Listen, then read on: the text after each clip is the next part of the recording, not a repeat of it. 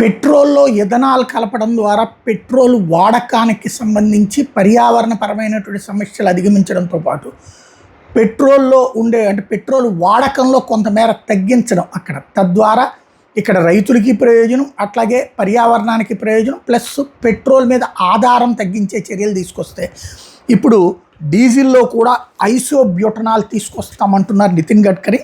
15% మిశ్రమం కలిపే దిశగా కేంద్రం అడుగులు వేస్తుంది. ఇప్పటికే పెట్రోల్ 20% ఇథనాల్ మిశ్రమం అడుగులు వేస్తే దిగుమతుల భారం తగ్గించేందుకు బయోఫ్యూయల్ మిశ్రమం ఇది. ఏడాదిలో డీజిల్లో 15% ఐసోబ్యూటనాల్ కలిపి విక్రయించే విధానానికి కేంద్రం శ్రీకారం చుట్టబోతుంది. దీనివల్ల ముడి చమురు దిగుమతుల భారం తగ్గుతుందని భావిస్తుంది.